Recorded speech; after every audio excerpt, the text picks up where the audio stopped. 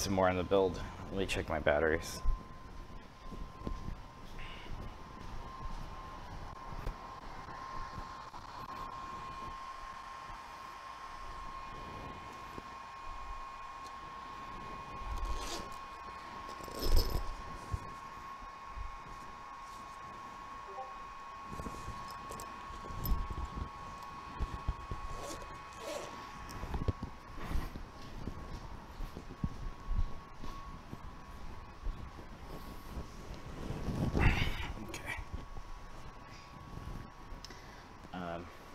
Conditioning the batteries for the next for my backpack printer. I've decided I kind of want to stick with the same batteries since I already have them, but I want to make them a little bit.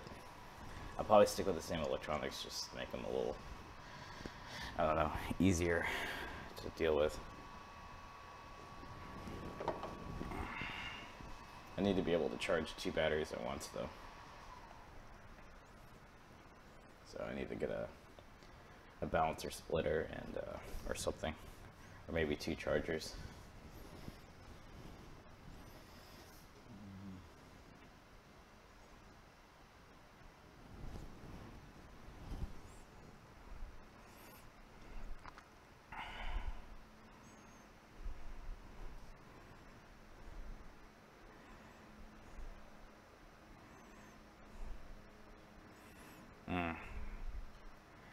Food looks really good right now.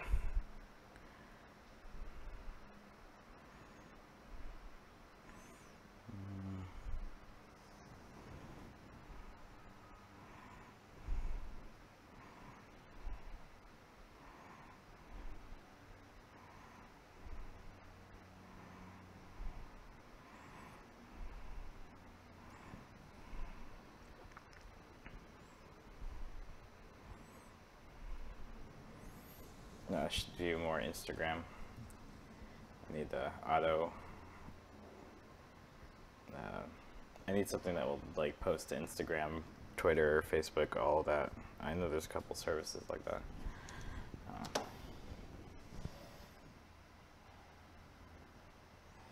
Okay, so I only do one at a time, and put the ones I'm not working on down here.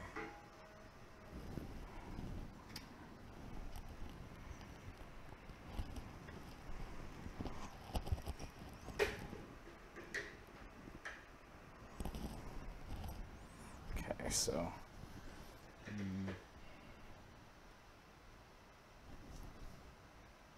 put the carriage in, slide the tower to the top, don't fully tighten. Running the e-stop wires, which we did. If you have difficulty getting the wires to the T-slot, you can use the length of the filament to help guide you through. Route the wires to the end stop and prepare. Then for soldering, you will be soldering leads. The middle.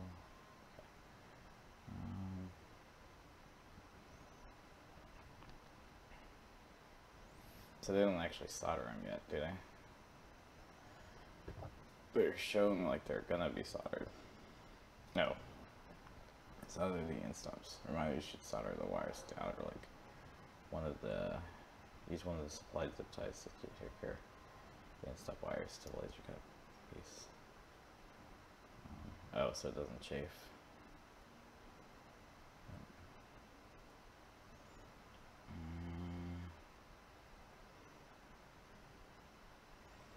Okay, so let's do that. I think it'll be easier to do it like this. It won't. You guys won't see it probably.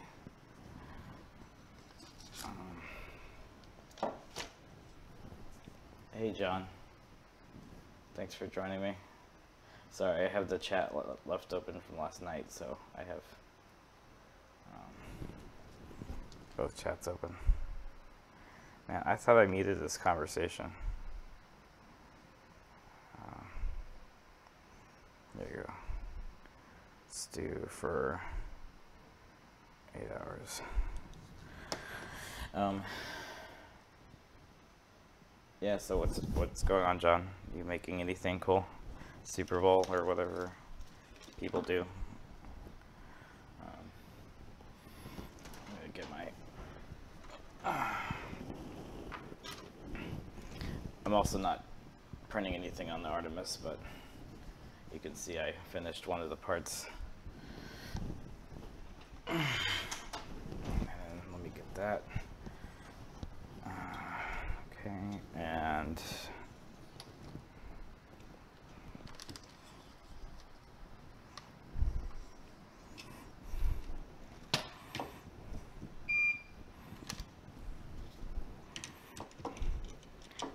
I'm just gonna remove one side.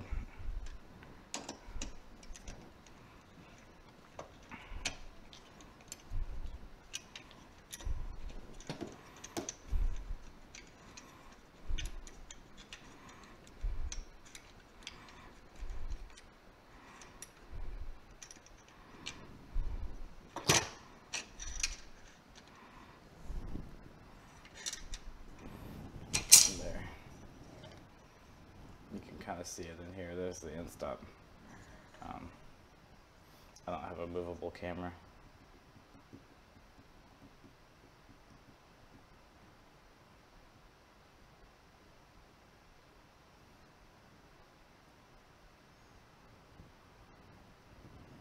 Oh, nice. What camera did you get?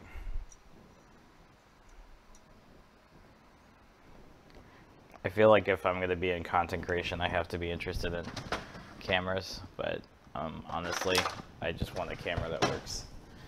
It doesn't require any input. Like, I am perfectly fine with phone cameras. I've just relegated that I'm never going to be interested in photography or high-end video. Same with high-end audio. It's like, I'm good enough with headphones. I'll buy semi-decent headphones that I know are good, but like, it's not worth me buying, you know, thousands of dollars worth of equipment.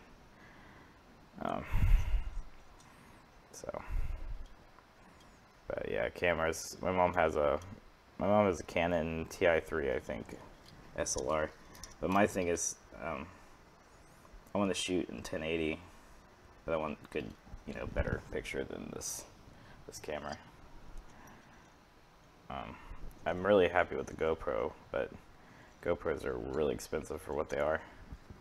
Or I get a knockoff GoPro.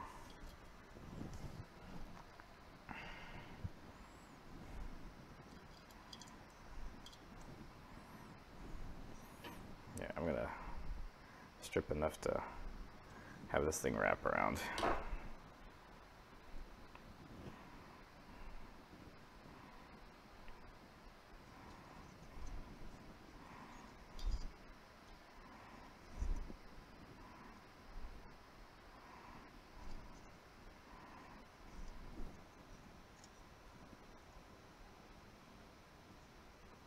Just Eddie, just stick with Twitch. I'm probably gonna I'm only using YouTube to document stuff.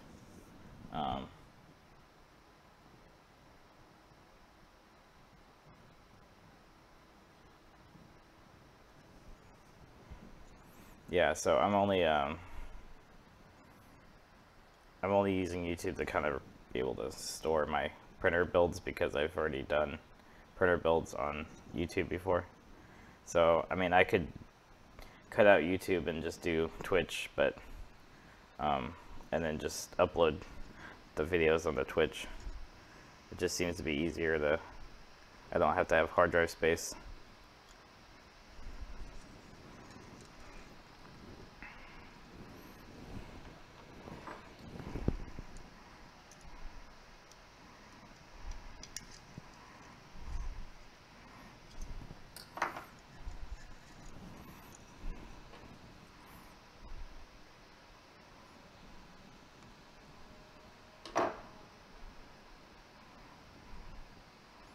But yeah, I like Twitch better. It's a lot simpler, I think. So I've already used it to do my Robot Combat streams, so which is a different account. So if you're interested in Robot Combat streams, if you're interested in Robot Combat, I got a whole channel for that. But we weren't able to get affiliate, so we couldn't do VODs. So I couldn't store my stuff, so I had to use YouTube to store my videos. So it ended up being kind of lame. That's the only thing I don't like about it. But YouTube kind of is really restrictive on a lot of stuff, so you know, for live feeds, it's just easier to do this.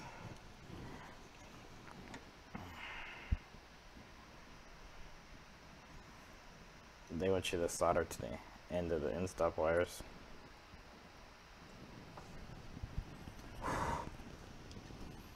And then use a zip tie, which zip tie right here. And they're showing it kind of very tightly zip tied back here, so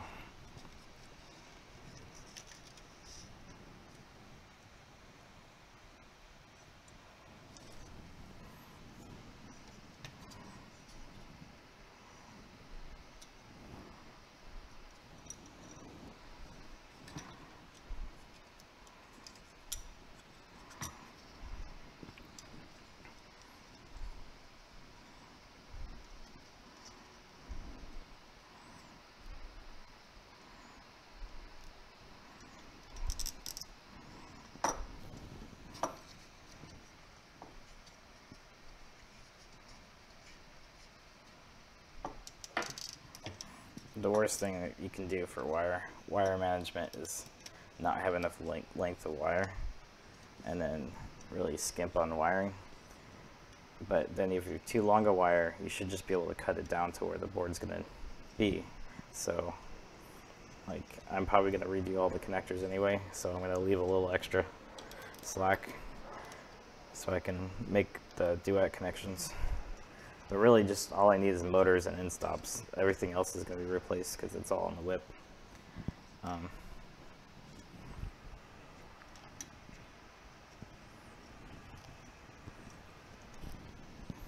you go.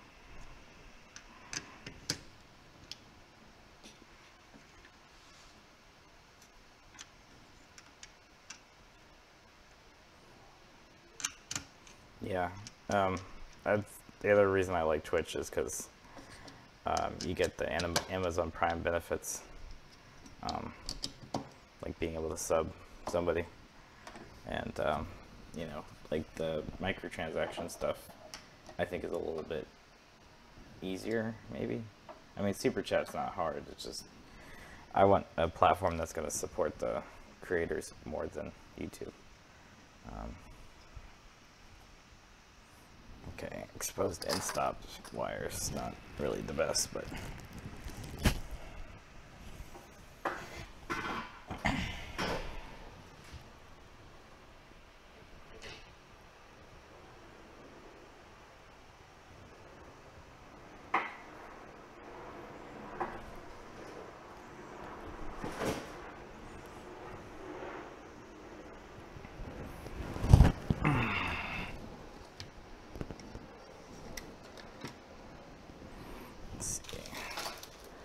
try to show this one better.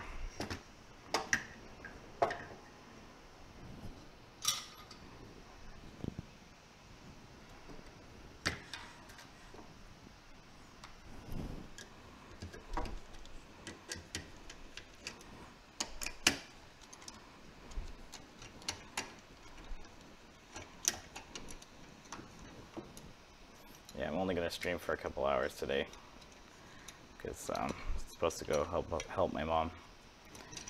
So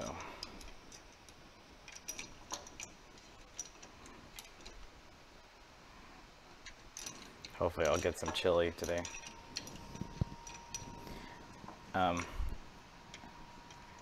So Eddie, I basically spent like an hour this morning going over battery choices again, and really I've come down to three things. One, like right now I'm balancing my my batteries that I used for the backpack printer this year or last year, and the other option I've seen is pre-made options, but all they are, they're 18650s with battery management built in, which would be nice. Or I could build my own battery management, or buy a battery management system, build my own packs, which we have a spot welder for batteries at the makerspace, and I even have 18650s. But I'd probably buy new ones because those are only like 1400 amp hour and 1400 milliamp hour, and I think you can get like 3200 milliamp hour batteries, so you can get way higher capacity.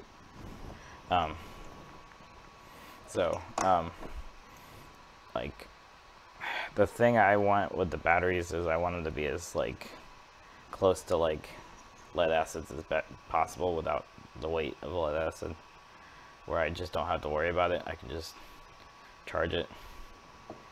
And right now I have a LiPo charger, but I mean, I have to have a regulator, I have to have a battery monitor with a really loud alarm.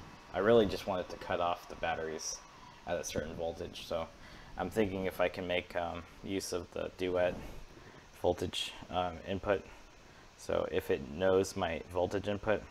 The other thing I just did today too is I bought a yeah, exactly, I don't want to have to rebuy batteries.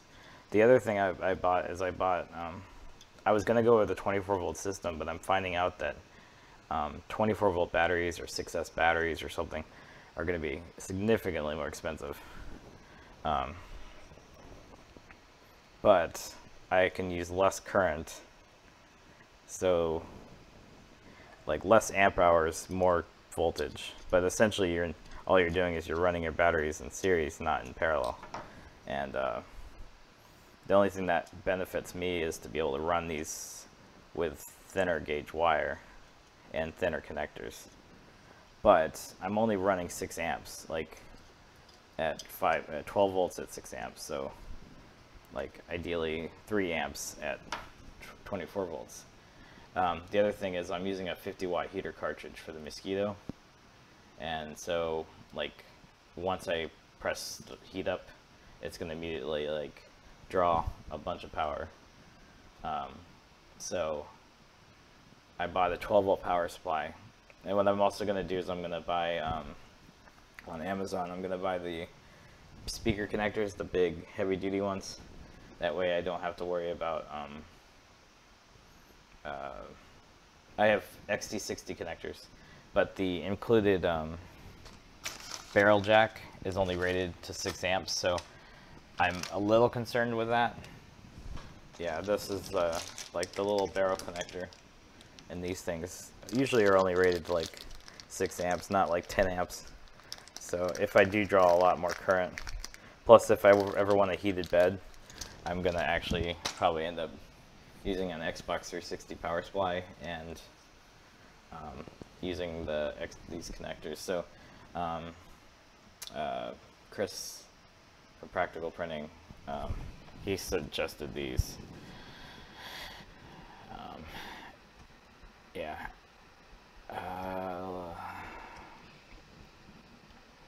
Again, this whole printer is brought to you by Amazon. Thanks, Eddie. I appreciate it.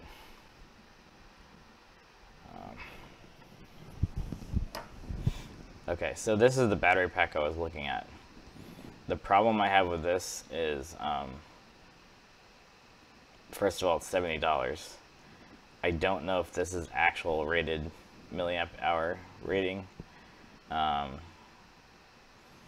This might be my backup solution. What I really like about it is it has a voltage monitor and that, but it has a lot of extras I don't really need, like USB output input. So the jump port, it doesn't quite give you the information as well about. So this would be straight directly. The jumper part would be directly out of the battery. So, so this is 20,000 milliamp hour battery, but it doesn't exactly explain using it as a 12-volt power source. It also isn't a regulated 12-volt power source, so this would not be a constant 12 volts, I'm assuming. It might be regulated, I'm not sure. And that's the thing, if it's regulated, how many amps can I use it for? Yeah, there's a lot of questions about it. So realistically, they're only 66,000 milliamp hours, so they're not any different than what I'm carrying with the LiPo packs. And LiPos have a lot more discharge capacity. The other thing too, nope, that's not it. The one that he suggested are these. They're, what are they called? Twist locks, SeeMeCNC. SeeMeCNC is the brand. But these are rated to like a bajillion amps. So 16 to 12 to 16 or 10 to 16 gauge, and I know these are rated for, and they're also really easy to put together.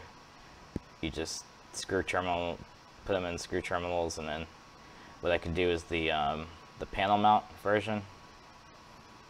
I might get Chris's information, but I was just going to make a custom plate, laser cut a plate or 3D print a plate that has the panel mount version of these, and that way you get a really nice high current capacity.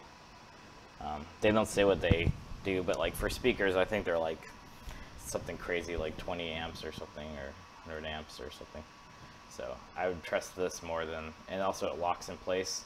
The barrel connectors just like push in. Yeah, so I'm thinking about buying those. Let me add those to the cart.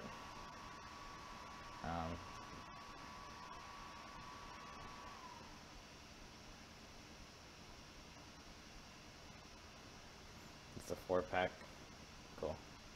So 4-pack for 10 bucks is not, 20 bucks is not bad at all. You won't get any information here.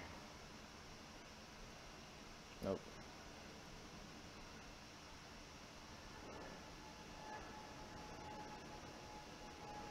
Here, let's pull this out so we're not revealing any information.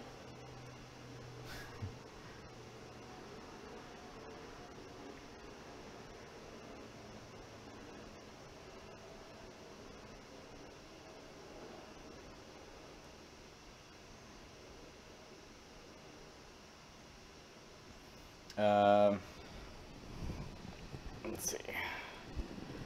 SeeMeCNC connector amp.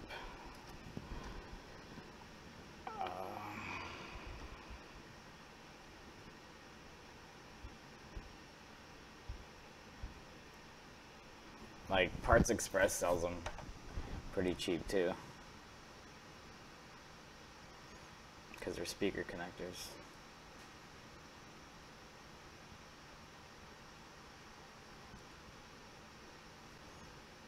Well, that's good to have a CAD drawing of these. So at least I know what the center point of the holes are. It only takes 2 holes too.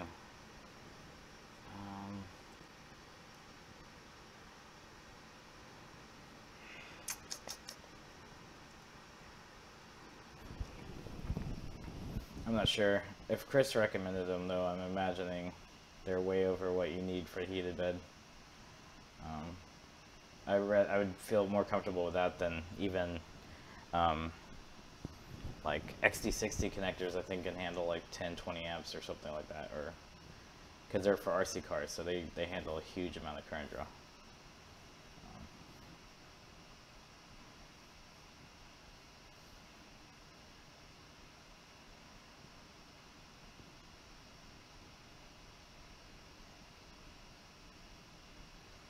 Oh, I forgot I have an Amazon gift card. Awesome. Cool, then I'm going to order them.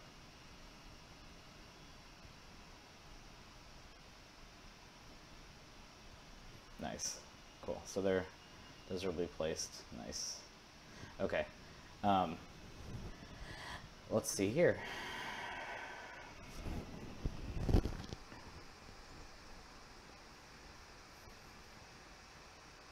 The thing with amperage too on these is that speakers are AC, so they might have a different nominal amperage rating. Okay, so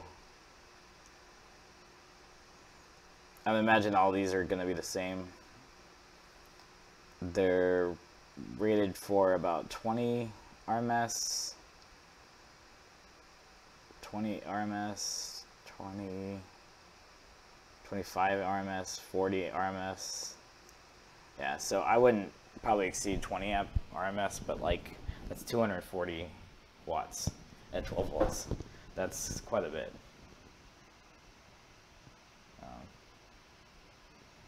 Yeah, so not only that, but I can use them for other projects that are higher, like BattleBot stuff, where they're higher current applications. Or what else would I use them for? Motor drivers, or really I need stuff that can be like weathered, like CPC connectors for like my CNC machines. The industrial CNC machines I use, they use CPC connectors, which they don't have as much of a current, but these are neat. These are really cool. If you can get these for a 3D printer, plus they come in like all kinds of weird connections, but they have these little Molex style, amp style pins, and you can get them in like 15 conductor or 9 conductor. So we use these for work all the time. So I've crimped and had to follow a wiring diagram for these. But you can get pipe panel mount. You can get regular connector style. You can get sealed ones that have actual O-rings. You know, if you're doing high current applications, all kinds of weird connectors like this. Molex actually has a Molex hybrid.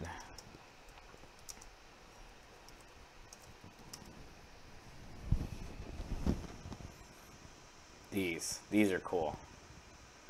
So these can do like crazy amount of current, but then like right next to it is a data connection, and it's all in one package, and they're customizable and everything like that.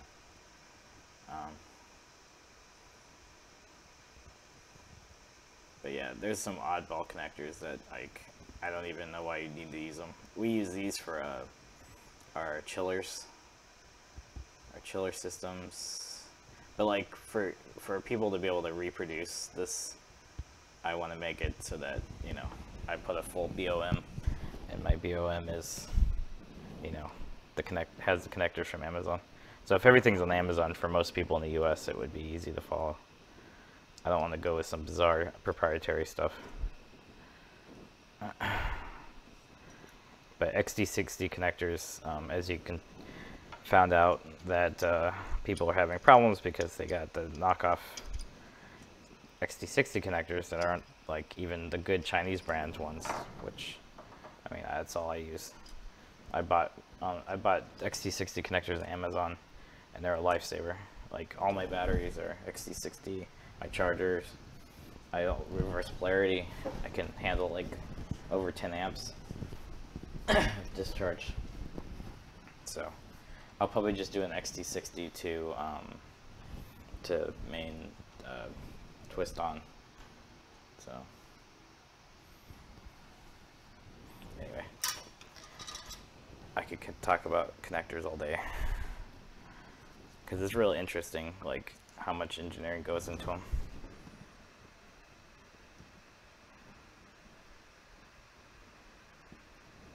Especially like solder cup ones, like on this XD60 you have these solder cup solutions where they're actually soldered, they're not crimped. In my opinion, I like I'm a fan of soldering stuff, but you run into the issue of high extreme heat environments. So if the solder melts before the plastic melts, you know, you're hopefully when it fails, it's going to fail open, so the wire will just desolder and it fails open, as opposed to shorting where it melts together and then it shorts on itself.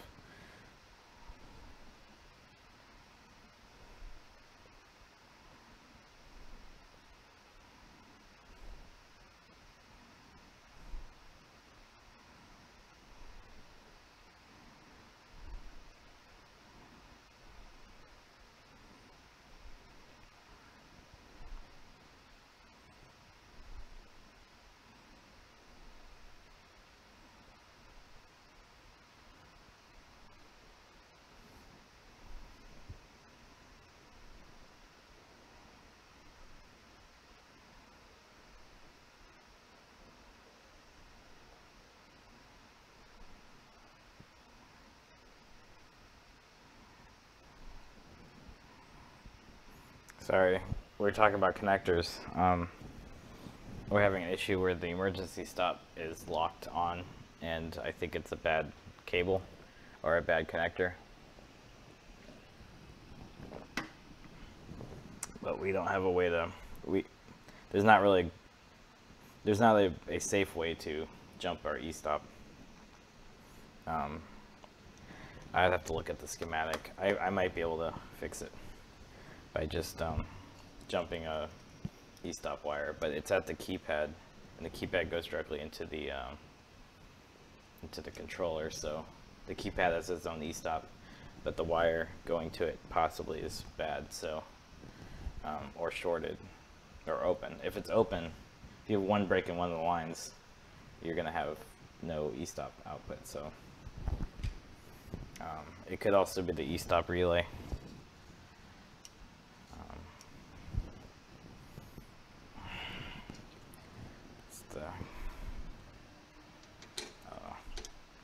That's why I'm like, in an industrial environment, I understand the use of an e-stop, but like, we don't even use e-stops for 3D printers because we're all inside a house, you know. Like, if something's going wrong, we just pull the plug. But I understand, like, the Boss Delta has a e-stop on it because you have to. And actually, the Duet has an e-stop soft button, but it's not a hard physical button, but there is a connection for a e-stop hard button for the Duet that disables your motors and everything.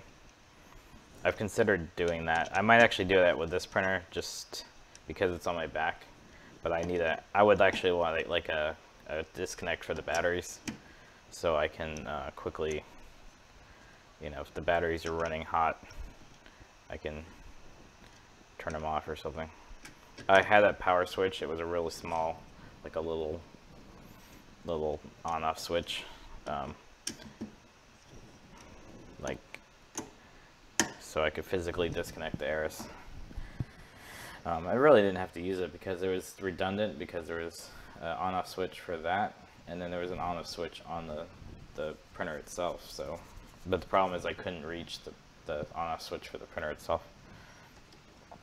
You know, it was really if the printer was going to over discharge the batteries, I wanted to make sure that I didn't over discharge the batteries, but I kind of did already. Yeah, there should be an e-stop on the Shape Loco, which that makes sense.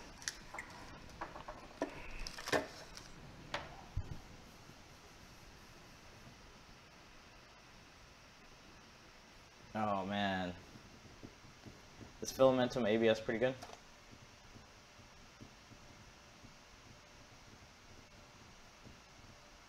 Oh, you don't have an e-stop on a Shape Loco. I'm sorry, I didn't read that. Yeah, that sucks. ABS is something I probably will never try on the Artemis. It's just a messy material. It's not. For me, it's because I am in a room and I don't have an enclosure. so it's totally pointless. The second thing is that the makerspace, I have 7 printers I can use to print ABS parts, plus the one here. My roommate has a printer that does ABS. It's fully enclosed. But yeah, I'm not an ABS fan anymore. I used to use it all the time. I bought like several, like tens of kilograms of ABS and use it all the time. But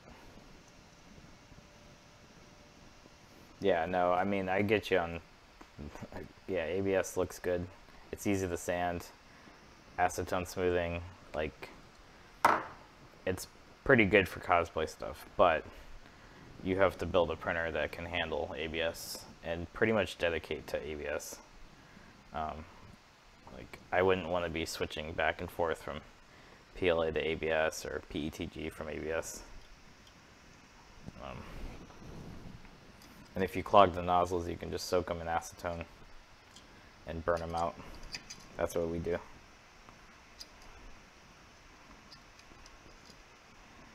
But ABS can still char and clog nozzles. It's not as moisture sensitive, which is nice. So, but yeah, I mean, ABS does sound awesome, but you know, even with an enclosure, you still have problems where you will run into you know, warping, and the only way to get ABS to stick is either PEI, which can work, but it's soft, of course, and then your other option is hairspray. So, I mean, they don't have Magic Goo should work with ABS is what they said, but I've never tried it. Gecko Tech also has a pretty good sheet, and they're a build tech I wouldn't use for ABS, but PEI is probably the way to go.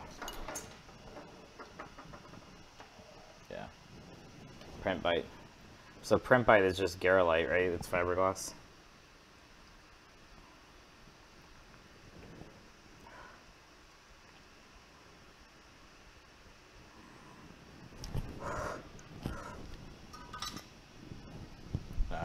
Who needs a vent when you got an open door next to you?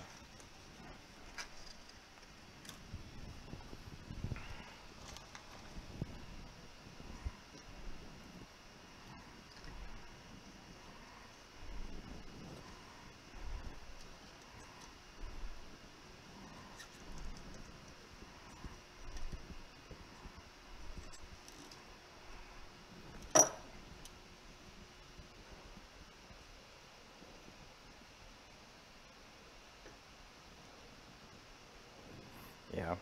So for this printer, since I'm not having a heated bed right away, I'm probably just gonna order a sheet of Gecko Tech cold, and because I use that for the Aris and it worked fine, so I'm probably just gonna order like 1 or 2 sheets. I might actually order a separate glass plate for this so that I can swap the glass between prints. And that way I can, I don't have to like redo the bed or take parts off the bed. I can just swap them out when I swap batteries. Because I'm kind of getting to the point where it's basically like 1 print per battery charge. You know, I just have to estimate like a 3 or 4 hour long print will, you know, roughly be the same as a, you know, so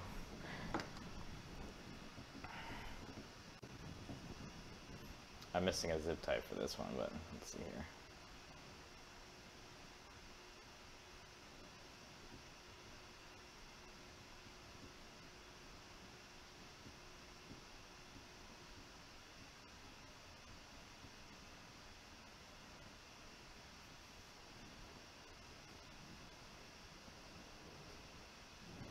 Okay, so we'll just flip this over, add a zip tie. Oh no.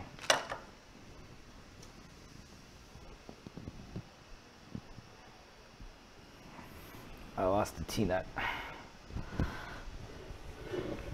I heard it hit this bag, so there it is.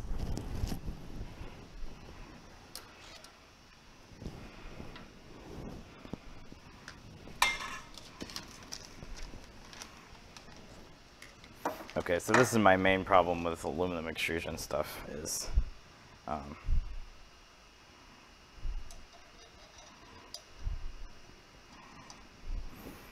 these T-nuts are a pain in the butt.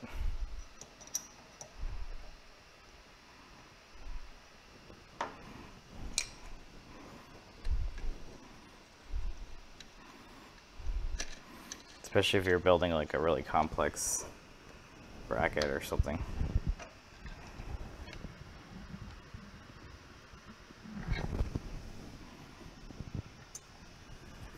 The best kind of T-nuts are the ones that have the ball detent in them, so they stay pressed against the thing and they don't move, they don't slide, and you can pop them in. There's also ones you can pop in without having to slide them from the side.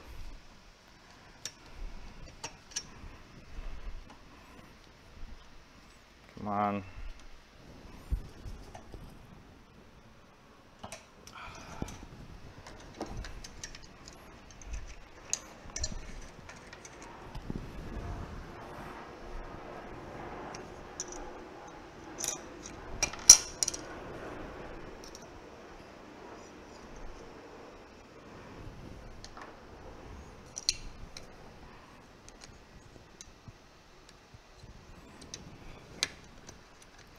Yeah, so like the Artemis Magic Glue has been working fine because I've only been doing PLA. PETG and nylon, I've had good luck with just glue stick. Like I'm fine with just cleaning my glass off and reprinting stuff. I like printing directly on glass, but that's why like every print surface I've had, I've ended up damaging because that first time when you have to readjust the Z-axis offset, like you end up just destroying the thing. So there you go. End up like mushing into it, or it takes like residue. That's why they should just make them cheap enough that they're somewhat disposable, because you're gonna trash them. Same with PEI. Although I never had to replace the PEI on the Prusa. So anyway, let's do this again. Zip tie.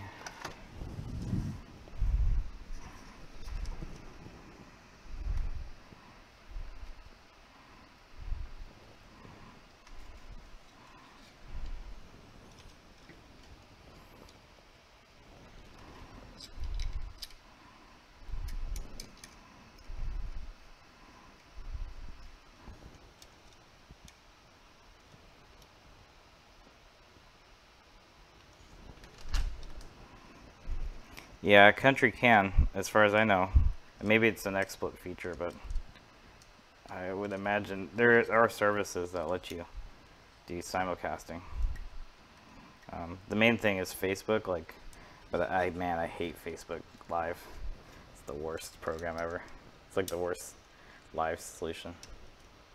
Oh yeah, well, I don't know if I'm running a bandwidth issue here, but I'm doing okay because I have 40, well, I have 10 up, 40 down, which is not great, but it's still better than DSL.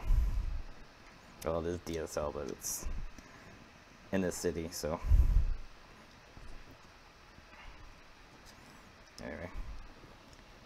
Thanks for joining me, Country, Walter.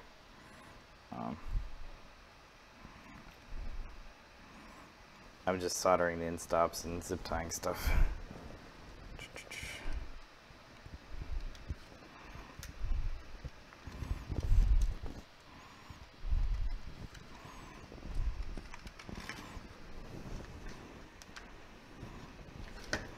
Just do it this way.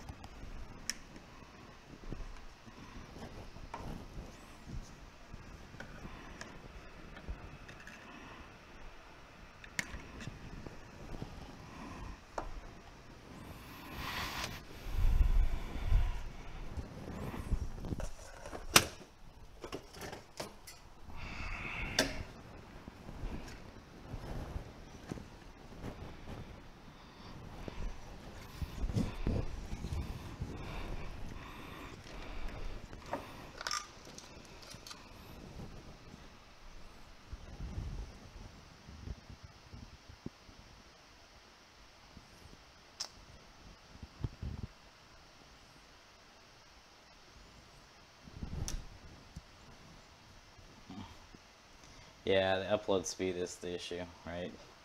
And it would be kind of cool if you could upload at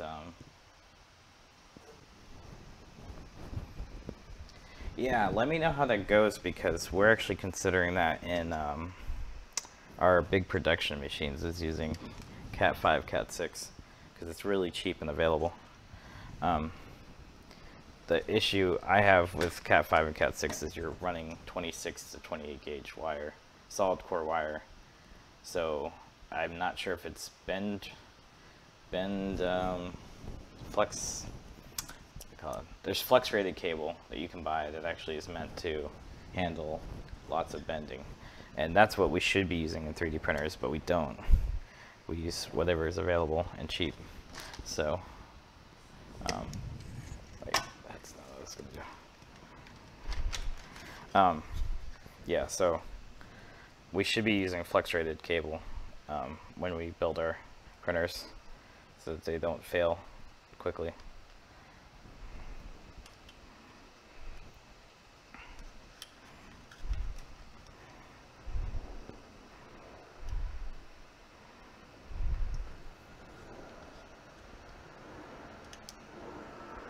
Yeah, and it might be better with solid core, but solid core wire stranded can fatigue as well, because it's friction. It's rubbing against, the strands are rubbing against each other, I'd imagine. The other thing too is, but again, 25 to 20, or like 28 gauge wire. It's real thin wire inside there, so you have to double up, especially if you're running hot. If you're running an E3D cartridge at 25 watt cartridge, 2 to 3 amps. You can handle 2 to 3 amps with, but not through like one wire. I would double them up with multiple wires, especially depending on the length of your run. But for motors, you can get away with 2 pairs per motor. So each motor has its own twisted pair, or each coil has its own twisted pair, and that way you double you double up the wires for rating. So like a 4 conductor wire for would work fine, or for a motor. But like for a hot end, right, you have like close to 9 to 15 different pins depending on what accessories you have. You have fan wire, that's 12 volts, that can be run on 1 wire connector. You have the hot end fan, which is low amperage, 12 volts. You have the heater, which you'd want to use 3 per pair, or 2 per pair if you can get away with it. So that's 4 wire. Ground, you want your 12 volt ground for the fans and the heater. You can run the heater through like maybe 3 pair for the ground, or 0 volts DC. Run your fan and run your heater cartridge off of the positive of that one with 2. But then like if you add a BL touch or any kind of sensor probe, then you're exceeding the amount of wires you have. So you'd have to either run 2 Cat 5 or Cat 6 cables, and then I think it's not worth it at that point. So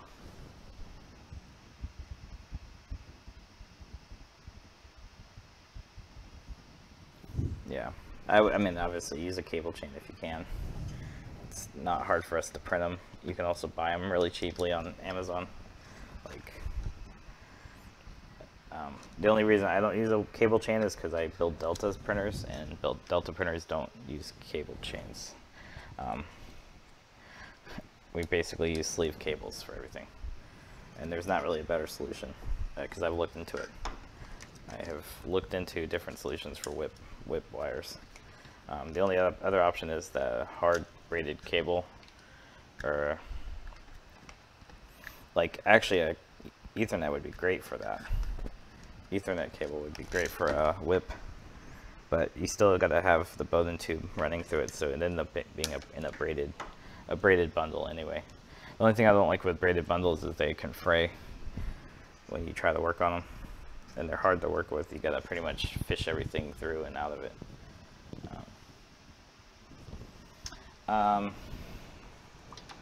It's called flex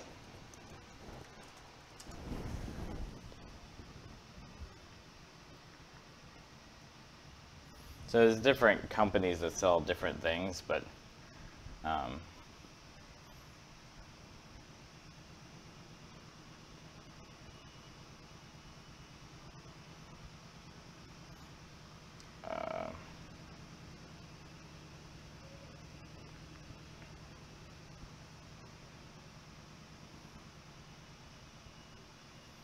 we use a lot of this in our machines. Not this brand, but something similar.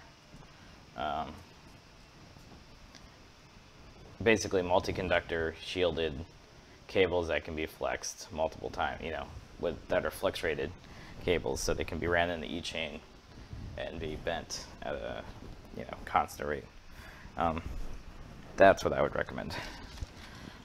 But again, for 3D printers, like, I think we just go for like hobbyist level, so like that kind of stuff is overkill. But apparently, look at the BOM for Lulzbot, and you'll see that actually Lulzbot, I think, uses flex rated cables. They also Lulzbot also uses CPC connectors for their hot end assemblies to the control box. Not at the head, they're actually using the regular Molex style like pin connector thing. But yeah, like, I'm pretty sure, like, that's why I like Lulzbot, is because they actually do build their stuff like an industrial application instead of just a hobbyist machine. But of course you pay for that, so, and you're paying for people to live in Colorado and like have reasonable price jobs, because I've looked into it.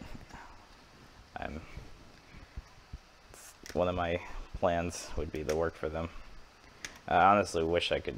I really wish I would. I almost was gonna buy a Lulzbot Mini at ERF this year, because they had a refurb unit for like $500 or something like that. So I like the Lulzbot Mini. It's a good size, I think. I mean, 6 inches is kind of small for a modern printer, but it's like solid as a rock. The main thing is I could use the Lulzbot as a backpack printer with no problem. Everything would be set up perfectly for it. I wouldn't have to go through all this. Like, it's already a extrusion, you know, all I have to do is mount it to the frame, and like the frame's sturdy enough it would handle the backpack. But nope, I gotta do Delta printers.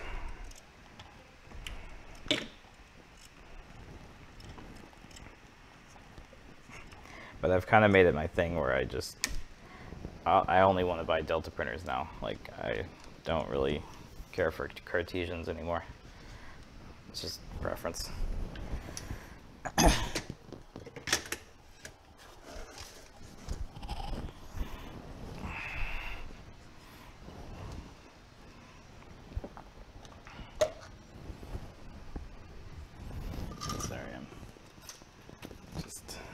I know the wire management's going to be terrible on this printer, so I'm just preparing myself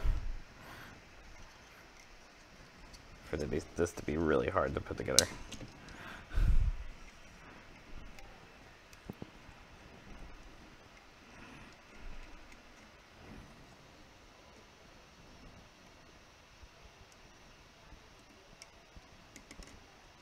Yeah.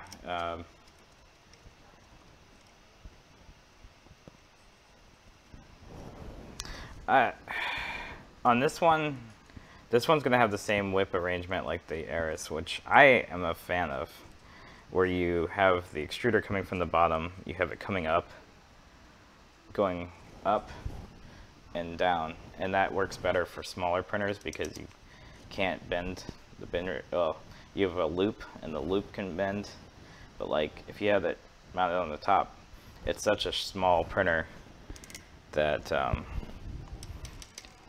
like it's hard to find where the printer, you know, the whip would go.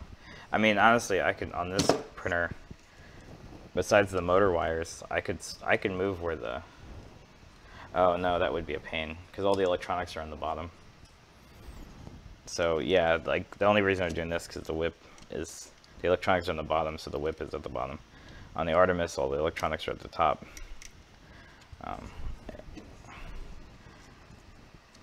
So making a whip at the top, coming from the top, it makes more sense. Yeah, it does. But for the Bowden tube, like you obviously don't want to bend, like a really tight bend, but I'm using cap tubes and a Bondtech, so I'm going to have a lot of force going through this extrusion. So I might have issues where the Bowden tube pops out. So I don't know. I'm not too worried about it for this printer, because to me it's a form over function kind of thing. I mean, I do want this to print well, but I already know it's going to print better than the Aris. So like I can leave this printer stock and it will print better than the Aris. It's all because this is more rigid than the Aris. The Aris is all plastic and it's really wobbly. Okay.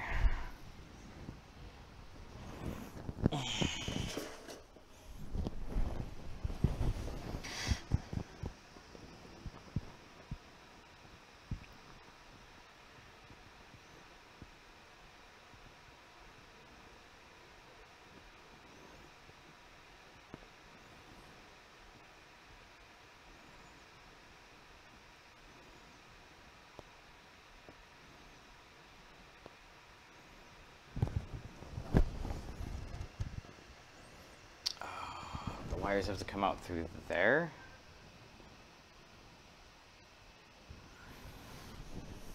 On the base. Okay. Yeah, I'll do that later. What's the next step? Idlers. This step you'll need to locate the idlers, which are here. Pre-pressed into idler covers. So they use smooth idlers too. So, but they use bigger bearings, so they're a little bit smoother, I'm sure. The 6 bearing standoffs.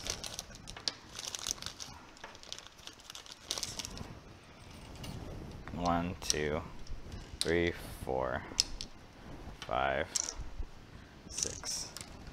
These are the standoffs.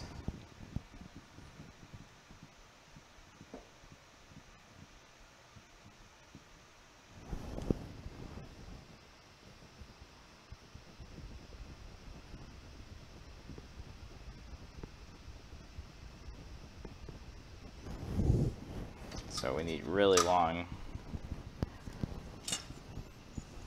number 6 screws that are 1.75 inches. Okay, 1.75 or 1 3/4. We need 3 of those, and we need nylock nuts. Dot, dot, dot.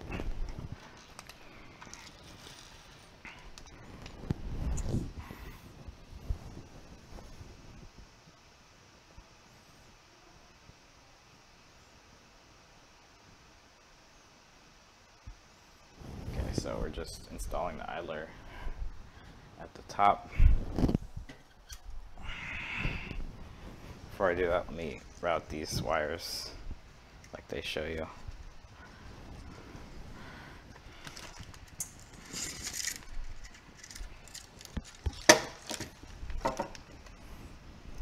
Okay, I probably have to go pretty soon because it's going to drive down to my mom's collar. She wants to go to the grocery store on the worst day to go to the grocery store.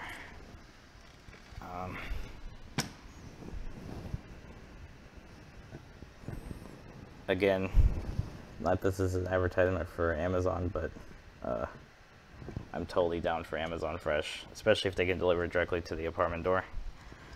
I will totally use that service because I hate shopping at grocery stores. so much.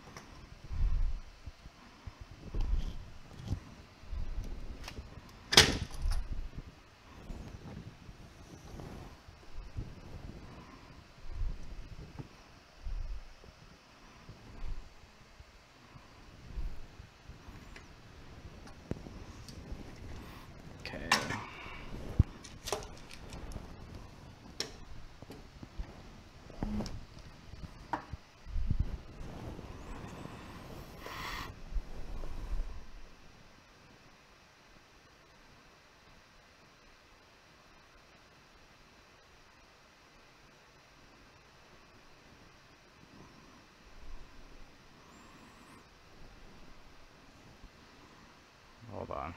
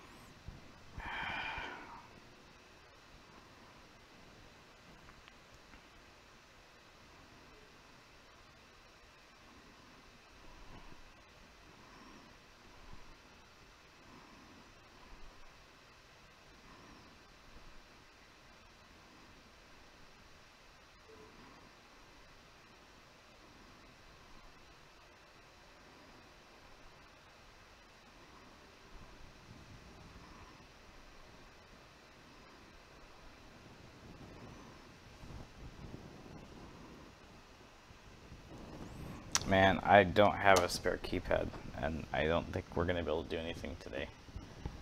That sucks. Yeah, I would go to Walmart, but she's probably going to want to go to Albertsons or something. Whatever. Okay, so.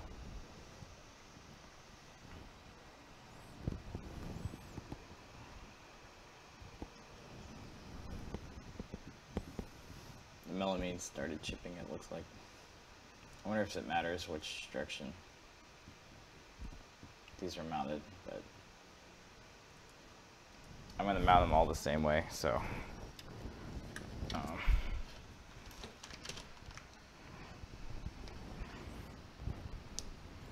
Just maybe put one of these in, take screw, put the idler here, maybe put this in here.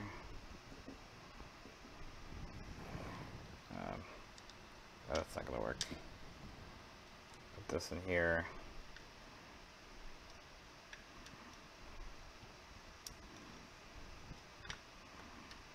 Nope, I gotta put all of it.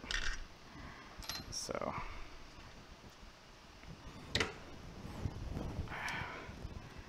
this,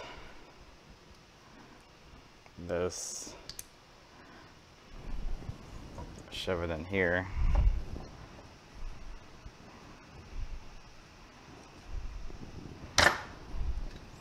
And center through.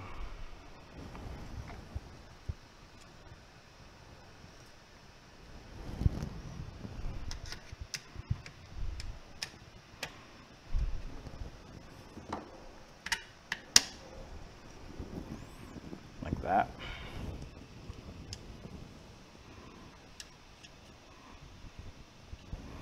It says not to fully tighten it.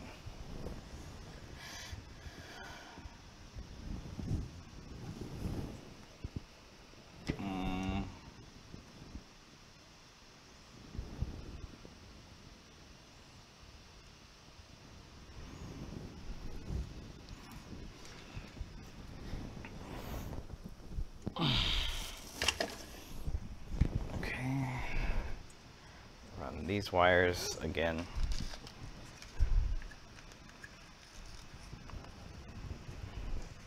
Through this aluminum base channel.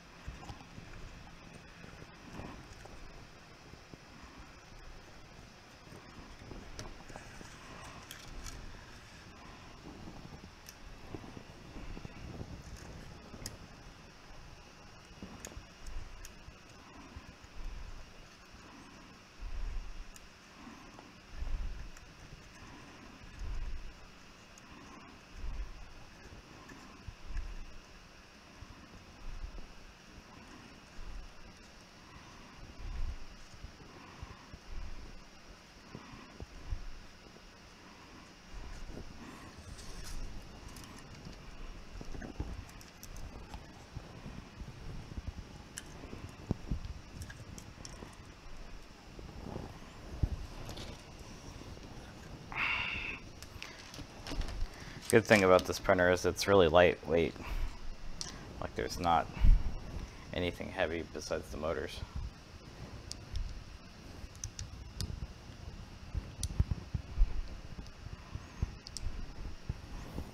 And the xylers to go.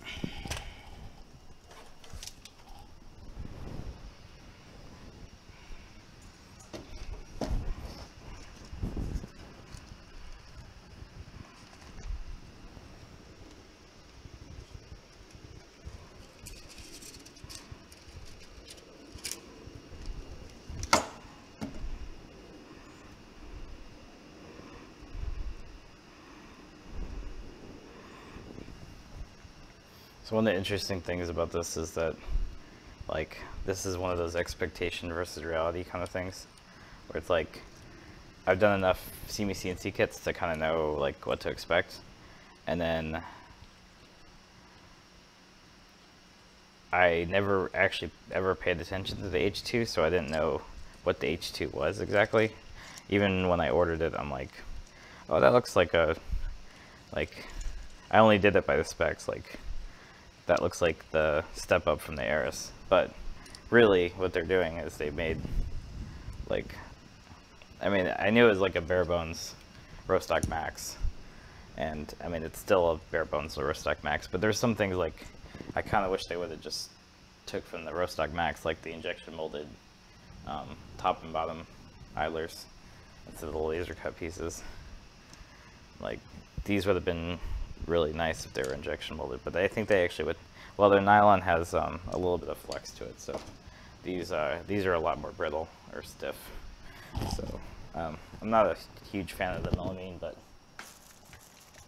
I guess the big thing is that it's a simple design, so it's as hackable as possible, which is the whole point of the kit. Is it's meant to be a starting point. But if I could make, you know, an enclosure, I can make all the parts out of aluminum. The biggest part is that you have those easy cheapskates, which are cheap, so they're easy to replace.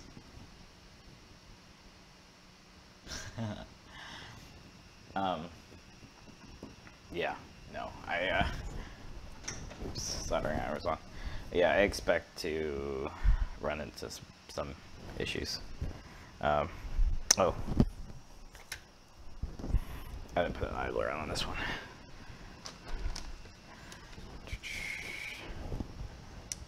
Well, it's not them running into issues, it's like I'm only doing this because I want a full, like video documentation of building a kit, because I've three of my live streams are SeeMeCNC kits, stock kits, so I don't actually have any videos yet of any modifications yet, so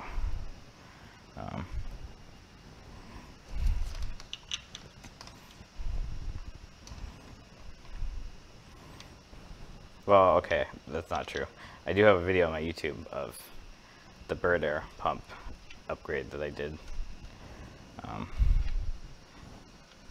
But the idea is that all my streams have been stock kit builds, so I haven't, I kind of want to do the stock and then go from stock to modified.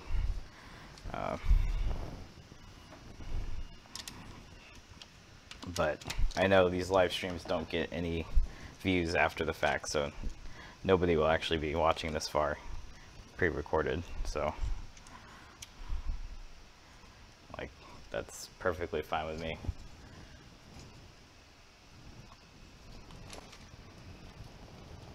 Is it Hall Optics?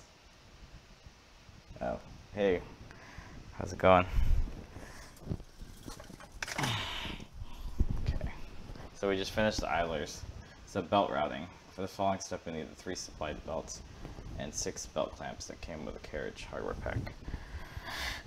So this should be easier because the carriages, the whole thing's not built as a frame yet, so you don't have to manipulate the whole frame, which is really nice. So we have 6 belt clips. 1, 2, 3, 4, 5, 6. And the belts, which are here.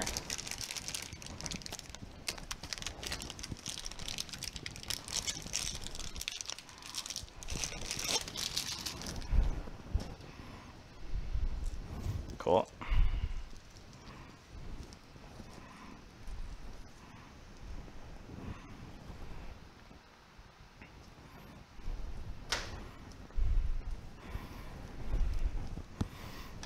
Belts. Okay. Now what do they want me to do? At this time, be sure the 4 screws attaching the motor laser cut piece are not tight, which is correct.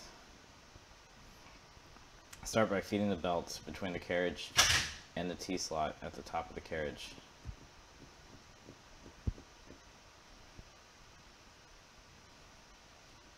And through the rectangular opening.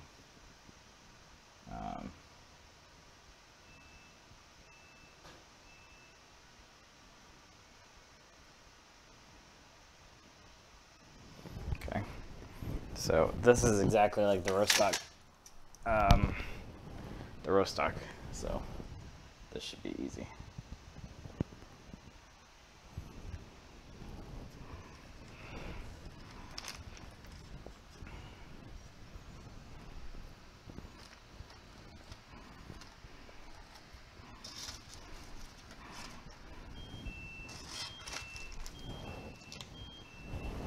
My washer, it's going off. So they say there's a zip tie trick where you use a zip tie to coerce the belt up. So I want to twist it and then go back. So belt will go back like this.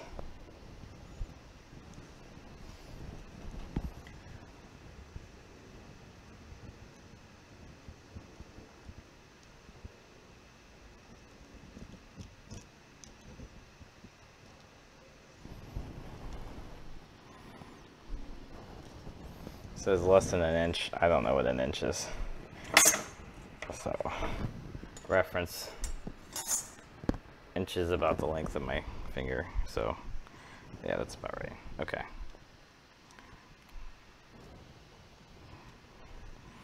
And then these clips go into place. Oh, see, they had you put the aluminum things on first, or the ball joints on the carriages because of a sub-assembly, but you can't get the belts on without it, so you kind of have to reference the picture first.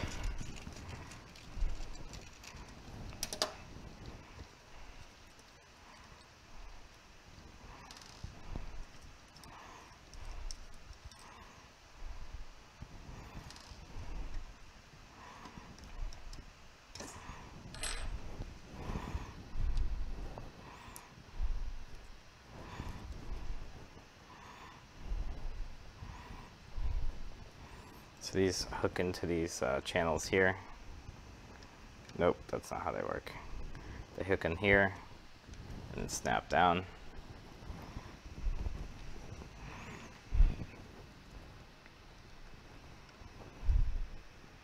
Like that. So they're like really tight. Cool. And then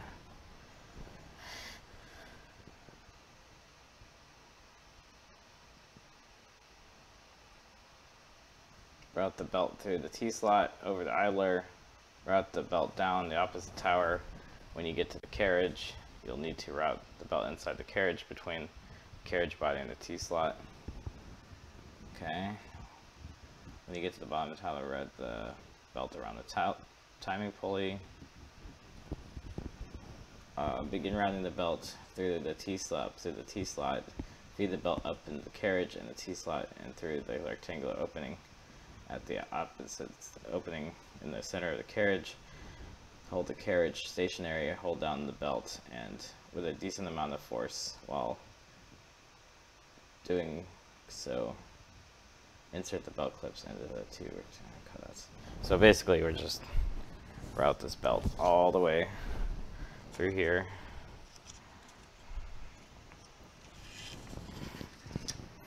Over the idler.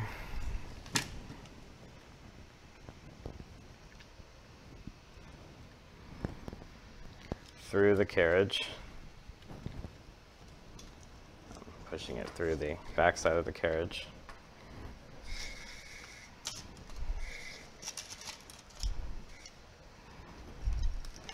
Okay. And then we'll route it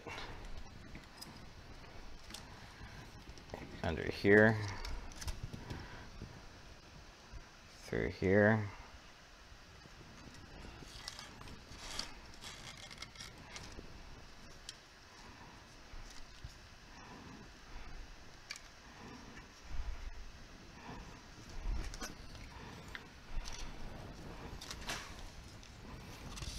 and then that goes through here.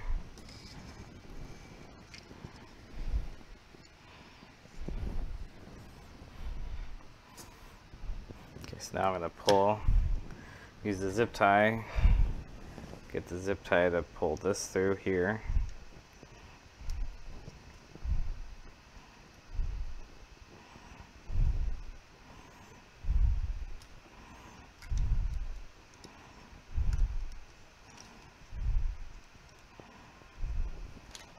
Go.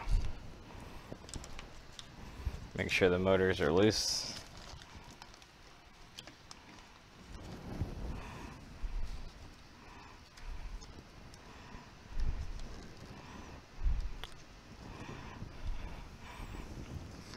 Hook that on. Give it a good amount of tension. Make sure nothing is in the way of the belt feed path.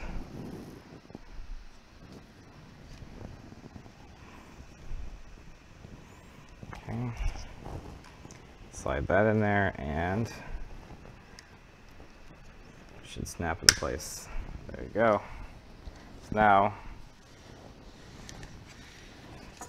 it should be riding in that channel with a pretty tensioned belt. I mean, it's not perfectly tight. I'm going to tension it with that, but you can tell that the extrusions aren't straight, so like that, you gotta.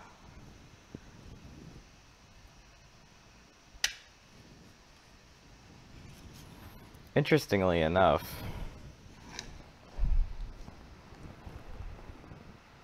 those are centered.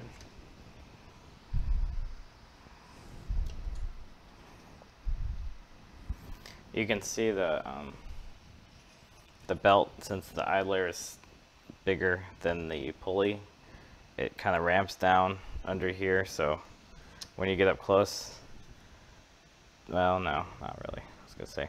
But anyway, the belt is rubbing in this channel.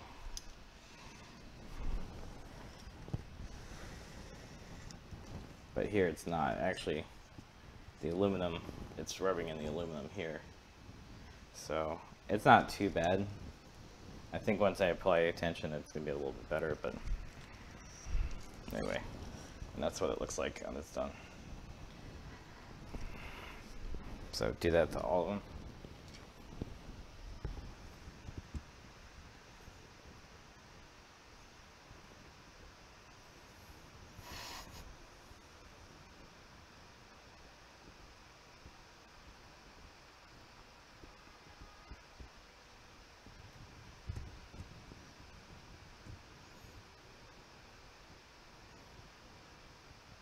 You don't want the belt so tight that you can pluck them like a guitar string. The more you tighten the belt, the harder the motor has to work. I have a pretty good feel for tension. I mean, I think I over-tightened the motors on my Artemis, or the belts, but I think the Artemis seems to be working fine, so.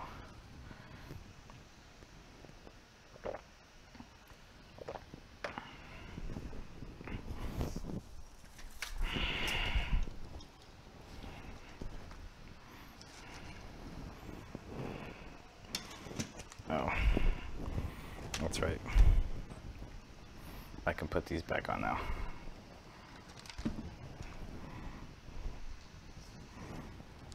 Oh, I should be going now too.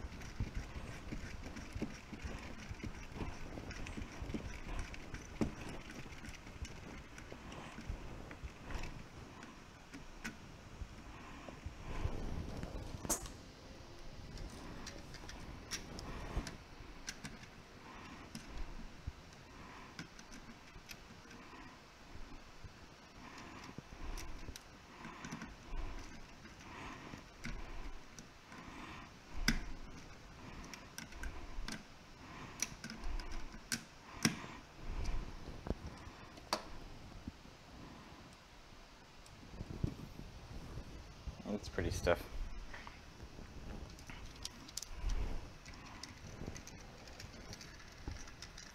It's cool that they give you, oh, I know. These are the bearings that we need for the spool. They give you a spool holder, a spare spool holder, but I'm only going to use that for testing.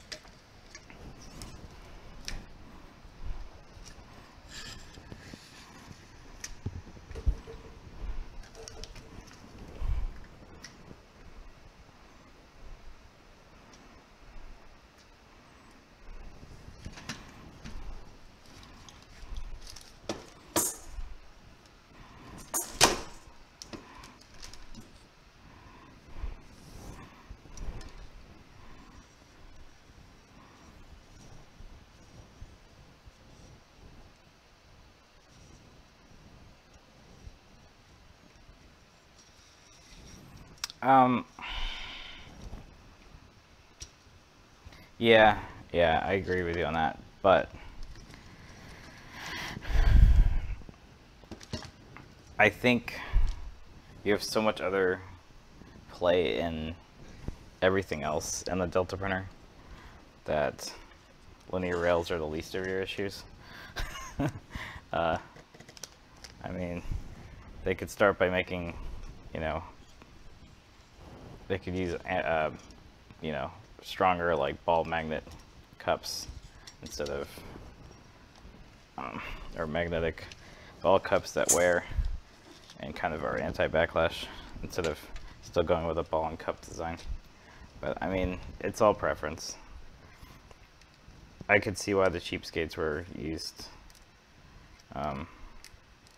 on the big printer, just because, probably because I'm imagining it's all due to cost, manufacturing cost, because he doesn't want to pay for even the Chinese high winds that he has to basically replace because they're end up being awful, like the Artemis. I haven't had a problem, knock on wood, with the Artemis rails, but they're not smooth. I mean, they're smoothish, but I also have put a lot of, I mean, I've constantly put oil on them. I drip a little oil on them, and you know, I think they had to clean them like really thoroughly when they first made those batches, just to compensate for it. So they're saving in labor. I don't know. It really doesn't justify the Artemis being much more expensive, like $500 more expensive, just because of linear rails. Like, I bought Chinese linear rails that weren't that expensive, unless they're spending a lot of time cleaning the linear rails they get from China. You know, I don't know. Yeah, I mean, for this printer, yeah, cheapskates are fine. And honestly, I can't put linear rails on these. I mean, I have 400mm linear rails that are M9s that I'd probably make an adapter plate here, like a plate that makes this flush, and then the linear rail would screw onto that. But it wouldn't affect this, because then the belt would have to ride over the linear rail and down, and I don't think that would really help. I'm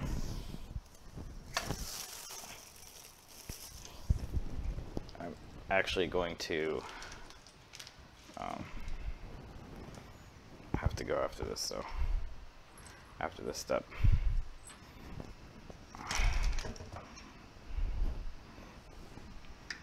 But I'm pretty much ready to put the frame together on this. I think that's the next step, is starting to assemble the base plates. Keep forgetting my screwdrivers right here.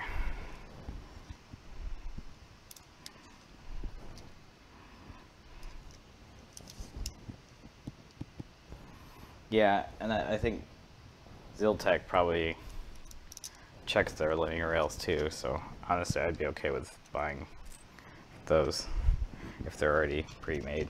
I bought some really cheap ones from AliExpress, and they're terrible, but I can go and clean them and they're not going to be as terrible. But I was going to use them for the scratch build Delta, but this is replacing that scratch build Delta, so I might still make the scratch build Delta and swap parts with it, you know. So, but I knew I wasn't going to finish it in time for Murph, and I wanted the backpack printer to be kind of easily assemblable. So this is, and plus it's Murph, so SeeMeCNC will be there. I mean, I would make a custom Delta. I just not there yet. It does take a lot more design than I expected, like linear rails, making sure the motors are in the right place, mounting the motors properly so that they don't like torque, or you know, I'm probably a 3D print a motor mount that triangulates the corner. The whole thing's going to be sheet based, so it's going to be a triangle or a hexagon that's all folded sheet, and then it's going to be mounted to a center core, which is going to be probably another sheet of material, aluminum, or I was going to use aluminum composite because it's easier for me to make, to route. But yeah, scratch build Delta, just the time and effort involved. You know, this is basically my test platform for that, because I'm going to be using the same electronics, the duet effector, the mosquito hot end, the Bondtech, the duet. The other thing I couldn't figure out was dimensions, like figuring out what was the optimal arm length. Like there's some calculators online, but you kind of just have to play with them. Like I want something that will just tell me the optimal, like I'll tell it the build volume and it tells me the optimal like tower length and all that stuff. So I might have to make my own calculator, but I'm still figuring out delta kinematics, so I think I'm gonna have to do the calculations just to figure it out, like what the optimal rate is. I was just gonna guess on arm length and height and everything like that, and kind of build a prototype and see what the limitations were. But yeah, I mean, SeeMeCNC isn't perfect, but I think scratch building a Delta is harder than it looks. Also, we're pretty much reproducing this, and all the other machines are doing exactly what Roschel did, Johann Roschel, and he's the creator of Delta printers basically. So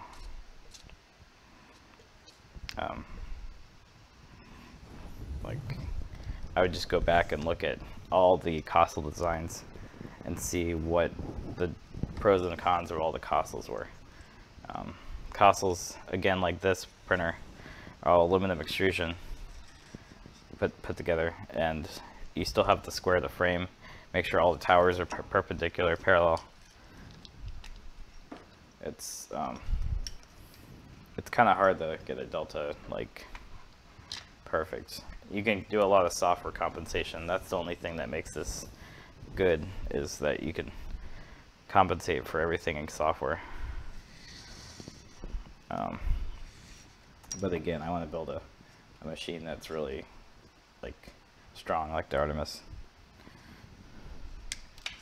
I mean, let's say, just say one that doesn't use 3D printed parts. Ultima Machine is one of the companies that has a really nice Kossel kit. Kossel 300, I think it's called, and it uses the duet effector, magnetic ball arms. Blue Eagle Labs makes a Kossel kit. There's a couple Kossel kits that are actually really good, and then there's Chinese Kossel kits that are pretty decent from what I hear. So, and then there's like the one that Ben has with the weird name. That's like uses an E3D V6 of Titan and all those like name brand things.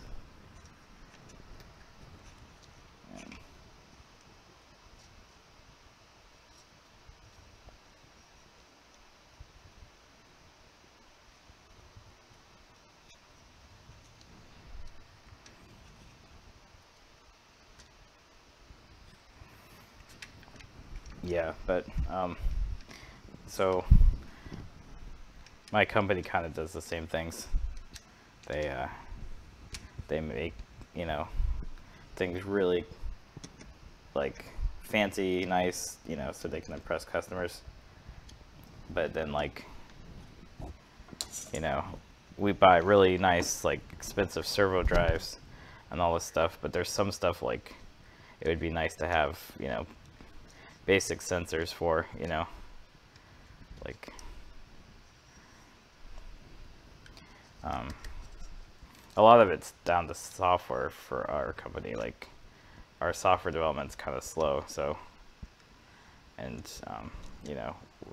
we're trying to mix and match vendors, and that kind of can get messy, where the vendors change the quality and stuff. I think American design and manufacturing is hard because we're like only 25% of the manufacturing. Like we buy a lot of stuff from vendors, so like we're only as good as our selection of vendors basically. And you know, I think Steve trying to do everything in-house, I can kind of get that part because he's trying to not rely on, he has more control over it. Like instead of buying an E3D hot end, which I agree he should be doing, but he would have more control. But he's losing all that margin. I mean, it's really down the margin, right? You don't use an E3D V6 because you can run a machine and make a bunch of blocks, aluminum blocks, and a bunch of nozzles, and then sell them for, you know, probably cost them like 50 cents worth of brass and machine time to make one. Sells them for $12.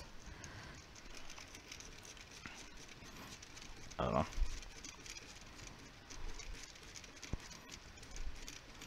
But a lot of 3D printing companies are just repackaging, you know, generic stuff that they get from, you know, China and like Ziltech, you know, and at least they go through the quality control. I mean, Matter Hackers is the same thing with their filament. Like, there's two philosophies, right? Either make everything from scratch, or just take the cheap stuff from China and make it better.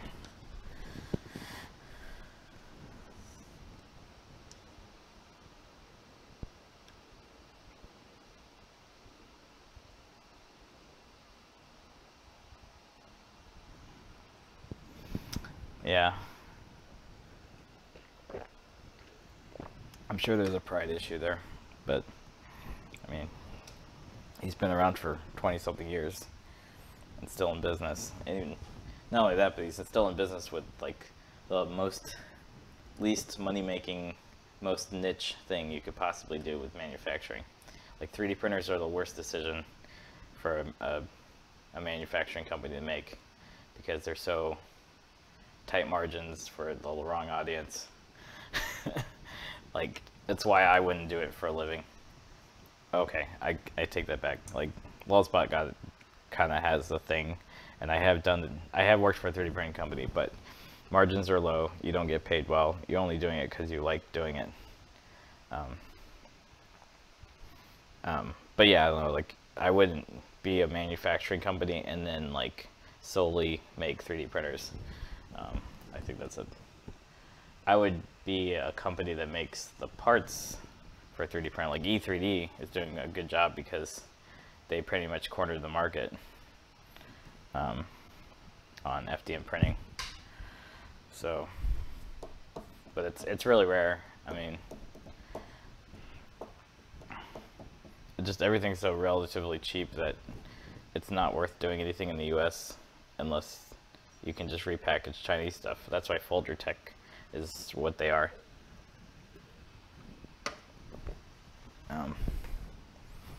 So if I were to do a 3D printing company, I would just buy a bunch of stuff from AliExpress in bulk, make it, you know, but then in turn it's my labor, and I'd be charging, you know, my $1,200 printer because it's $200 worth of parts and $1,000 worth of my time. So but then nobody would buy it because they're like, oh, I could just get a CR10 that's pretty much all assembled, and then I'm the one doing all the support by myself. So for that $20-something an hour, which is way under selling myself.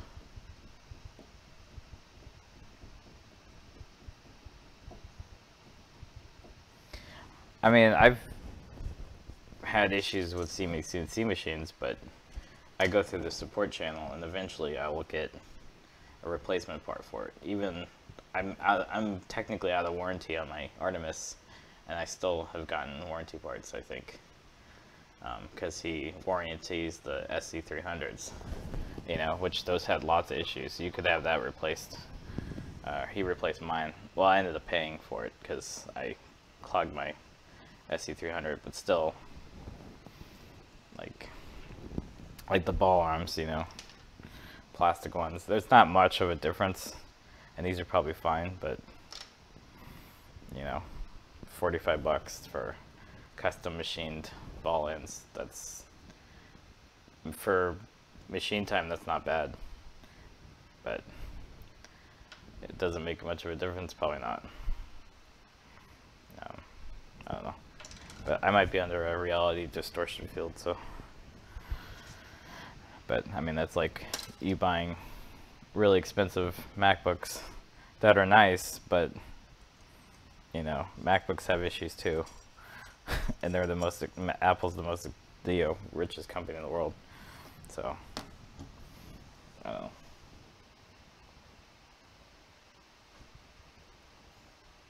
Yeah, I mean, that's why I totally am fine with, you know, posting my issues on Twitter, especially the Facebook group, because I'll get their attention fast, and then, you know, they already know I'm a kind of a loyal customer, so I'd hope they would want to fix those issues, you know. Polyprinter's the same way. They knew their issues, it's just that, you know, they had to keep up with it, and eventually they'll make an upgrade, or, you know, fix it for free because they know they messed up the design. Multicam should do the same thing too, but yeah. But that's also a thing too, is we're hobbyists, so we take a lot more care of our stuff, and we know we're also engineers pretty much, so we know how to fix issues that the company doesn't have, and I could fix a lot of the issues, and it's open source, so like, and they can replace the parts, but if I want to improve it, you know, based on their manufacturing limitations, I can do that because I can make custom stuff. But again, that's part of my, that's why I enjoy this hobby, is because I'm basically re-engineering stuff that's been engineered and fixing it. So anyway, I think the next step, I'm not going to continue. I gotta go. I also haven't eaten yet, so I really want chili.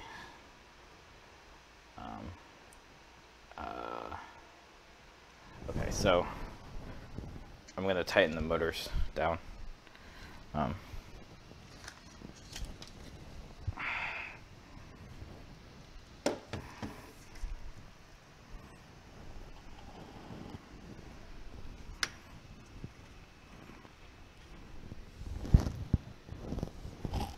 Okay, so nothing's blocking the pathway. Oh no.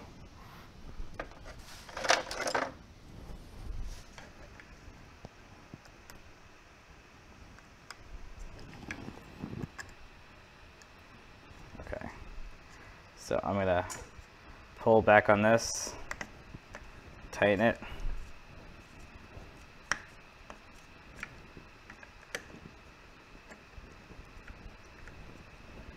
Oh, this is not the right screwdriver.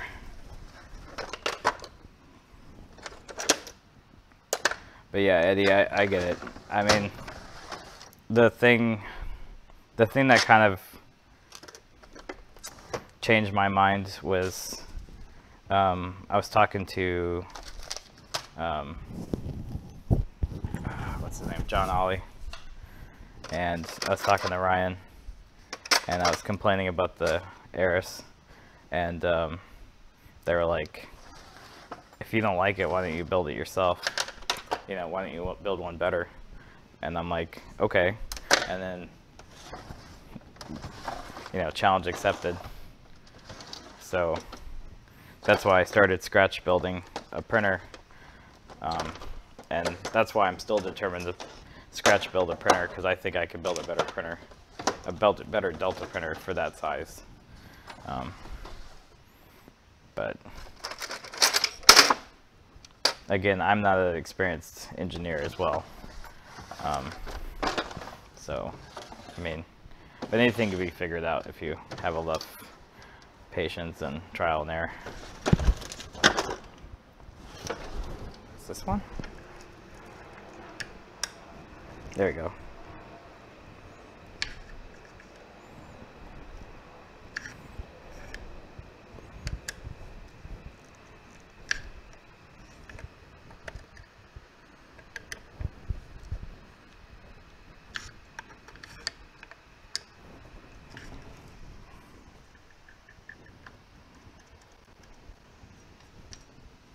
That's pretty tight.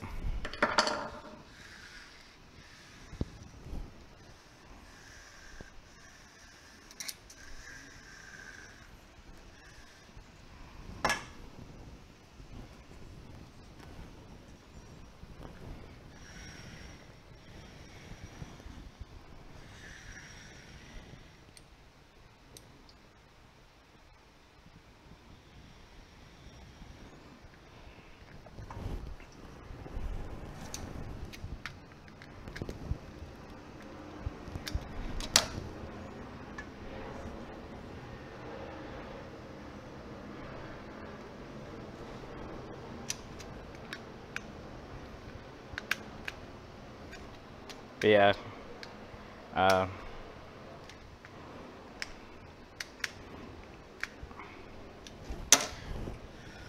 my thing also is I don't want to compete with SeeMeCNC, but I probably wouldn't be because they're kind of still a high volume printer company. And if I was to build a printer, I would just release it open source so that anybody can build one, and it wouldn't really be competition. Because all I'm doing is just, you know, doing a different flavor of a Castle or a roast stock, just doing a derivative of a printer. But I wouldn't want to personally manufacture these things. I'd probably make the chassis because I have the means for it, but only because I work for a company that does CNC cutting, you know.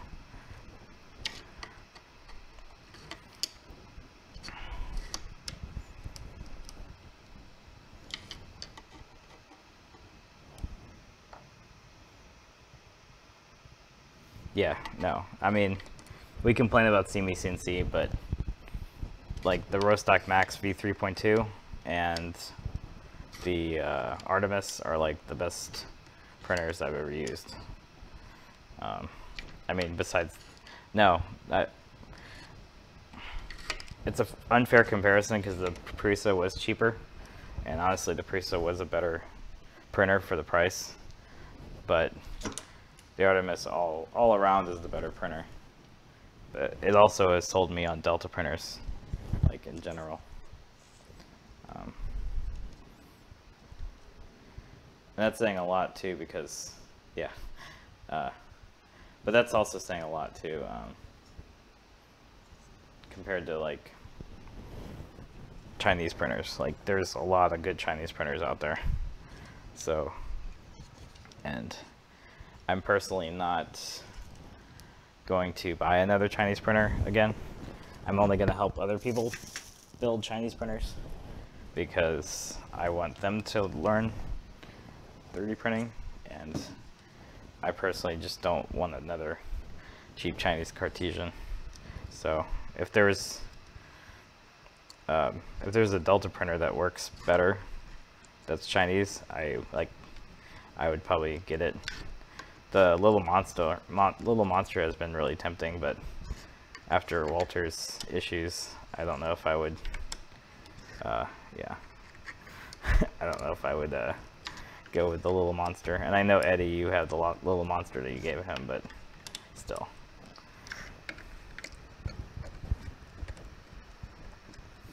I know you had a lot of issues with it. Yeah. No, I know. That's why that's why I didn't get a Little Monster, is because you talked me out of it. On paper, it's a great printer, but it required a lot of mods.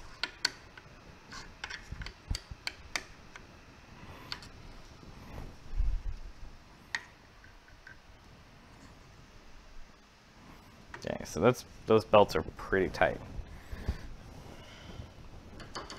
Okay, so this is top and base plate. I'm gonna stop here. I will just work myself to death if I don't stop. and then my mom would probably get on me. But I know she's asleep because she doesn't sleep well, so it's gonna be like 4 in the afternoon by the time I get there. She lives in Fort Worth, so it's like an hour away. Like, well, no, 35 minutes away. Anyway, thanks for joining me this whole time, Eddie. Like,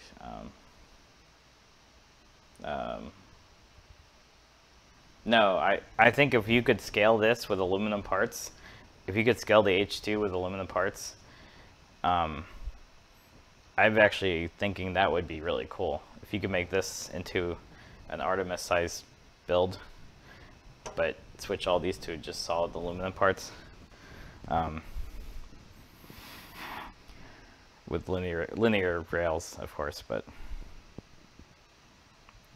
I don't know. Again, I still think the extruder, the hot end, like the controller, all make a difference,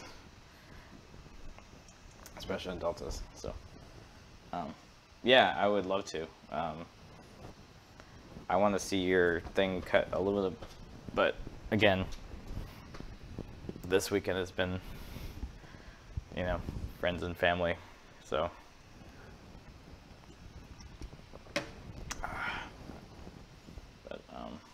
I'm driving to West Texas this week, so I probably won't be around too much. I won't stream until probably Wednesday, Thursday, Friday, maybe one of those days. But I think I'm pretty much on the home stretch for this printer. Like, all the rest of it's just assembling the components and then doing wire management. And again, I'm going to get this printer working, and as soon as I get this printer working, I'm going to tear it down and put a duet in. Actually, I'm going to stop here, and I'm going to, probably off camera, redesign this mount for the Bondtech, and I want to keep this angle, this whip angle, because it looks like he's doing a, yeah, the whip looks like it's, yeah.